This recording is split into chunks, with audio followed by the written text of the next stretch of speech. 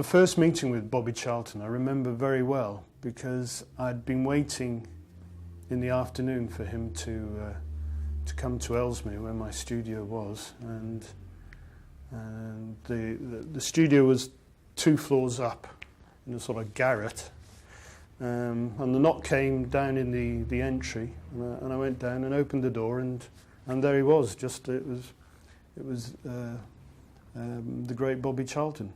On the very first sitting, Bobby came in a suit with a shirt and tie. I mean, he obviously doesn't go around in sports gear all the time now, but that just didn't seem quite right for this particular portrait. And so again, I used to discuss things with Robin Gibson back at the National Portrait Gallery, and with his backing, I felt that, and with, if Bobby agreed, that it would be much more appropriate to have something more sporting. And both Bobby and I think, felt it would not be appropriate to be in shorts. You know, I think he felt he was beyond sort of being depicted in shorts age.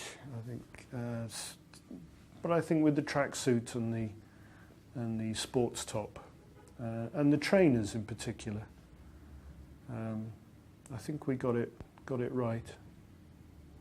And they were, with the trainers in particular, they were shoes that he'd worn many times, and so in the way that clothes do, they sort of moulded themselves a bit, and in the same way that the chair that he sat on had moulded itself to him. The first painting I did of Bobby was a head and shoulders, by which I mean a life-size head and body down to about the waist, which was the original brief given to me.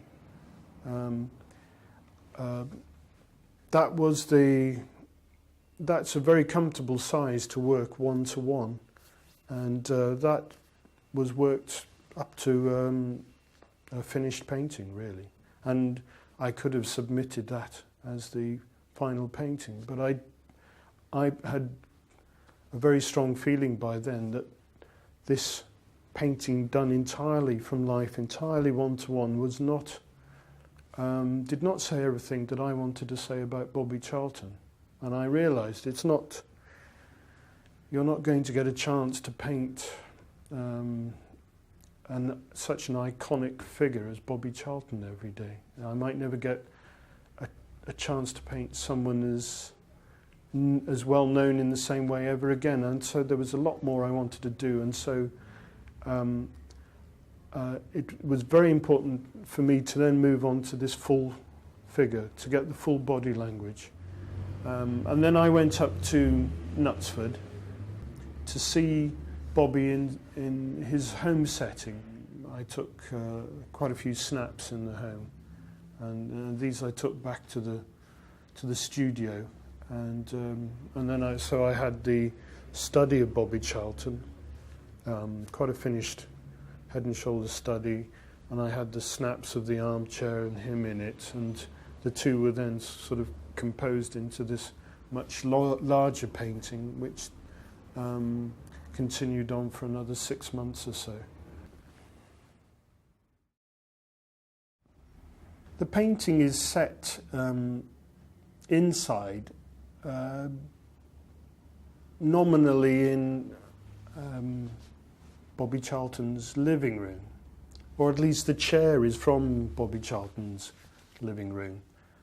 But almost everything else is sort of altered and played around with. I mean, I didn't want a particular space with, you know, the wallpaper described and the curtains, all the floral patterns and that. The only object that was focused in on in that way was the armchair. And by doing that, I mean, the armchair became took on, I felt, a sort of symbolic role as perhaps a throne almost, or a champion's seat. The whole halo thing came about because I'd done this very gestural mark on the canvas early on, because I always start the big canvases very phonetically, making lots of marks and sort of thinking loosely about the painting. And I had sent a Polaroid down to Robin Gibson in London, the curator at the National Portrait Gallery then, and with the usual Robin Gibson wit, he wrote back straight away and said, "Oh, I like the halo." And I thought, well, all right, you've made your witty remark. I'll get my own back and keep it in till the end of the painting and see if I can get away with it. Because realising, of course, that even if it's only half a halo, that this will spark off again certain sort of thoughts and ideas in the painting, which might not be inappropriate to Bobby Charlton. Of course, when it was unveiled, that was very much what most of the press picked up on, was this this halo effect, which of course I stoutly denied having consciously tried to do.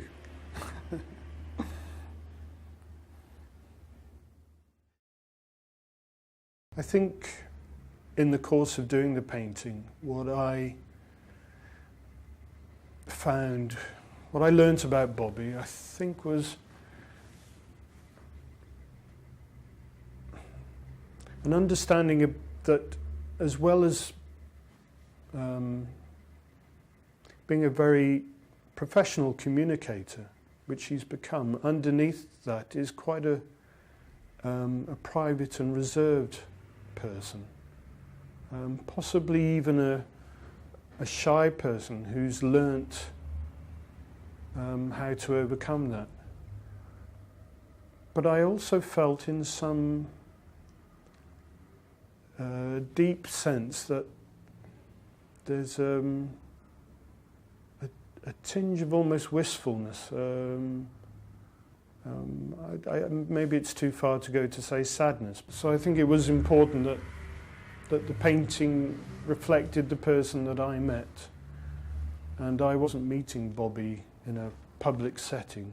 I mean, it was an intimate setting, and like oil painting often is, it is an intimate process.